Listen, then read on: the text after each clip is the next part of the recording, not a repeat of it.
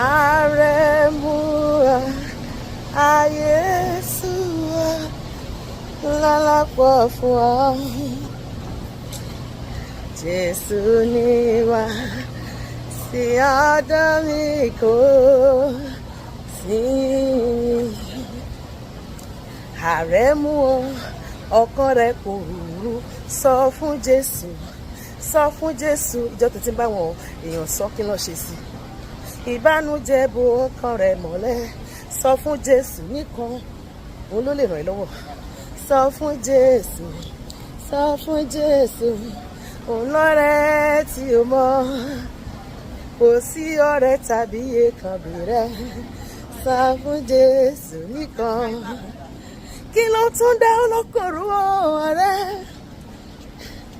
Kò máa ṣòro f'Ẹlẹ́dùmarè. Ìwọ tó ń gbọ́ mi tí ń wò mí, ṣáàtì nígbàgbọ́ nínú àdúrà rẹ o. Ọ̀rọ̀ rẹ á dayọ̀ wọn kálẹ́lúyà o. Ìwọ ló lè ṣe é, mo dẹ̀ mọ̀. Jésù, nínú oṣù tuntun yìí, ìwọ ló lè ṣohun tọkàn mi fẹ́. Ayérayé Ọlọ́run ìyanu, gbanigbani tí à ń sáyà, gbanigbani tí à ń sáyà, ọlọ́run gbọngbọrọ tí ń yọmọ rẹ̀ nínú ọ̀fìn. Mo rí ní sókè kí n ga ju ayé lọ, torí òkè lókè lọ́kàn mi fẹ́. Ìwọ Olúwa ló sì lè ṣe fún mi o, ìwọ ló lè ṣe o. Mo dẹ̀ mọ̀, mo dẹ̀ mọ̀, mo dẹ̀ mọ̀. Ìwọ ló lè ṣe ohun tọkàn mi fẹ́. Kí ló ń fẹ́ nínú oṣù tuntun yìí? Sọ fún Jésù, á ṣe fún ẹ. Abániṣe ni, kì í dójú tì mí. Ó láwọn tó bá gbẹ́kẹ̀lé mi, ojú ò ní tì wọ́n láyé.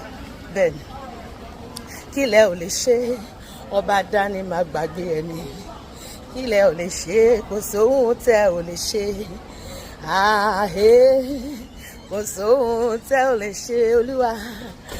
Àhé, kò máa sóhun tẹ́ ò lè ṣe, o bàbá.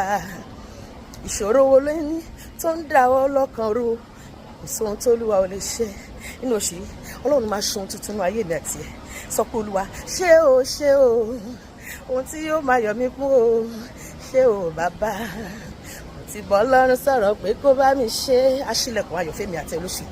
Mo ti bá Jésù sọ̀rọ̀ pé kó ṣe yọrí. Jésù, ọmọ Ọlọ́run o, ayé ti mọ̀ mí mọ́ o, wá bá mi ṣe. Ṣílẹ̀kùn ayọ̀ mi bàbá, ṣílẹ̀kùn ayọ̀ mi. Ìbánújẹ́ ò jẹ́ kó dínà sílé mi o. Lóṣù Ọlọ́run máa múnú mi àti ẹ̀dùn lórúkọ Jésù. Wàá múnú mi dùn bàbá onílé ayọ̀. Ọ̀rọ̀ ayọ̀ mi o.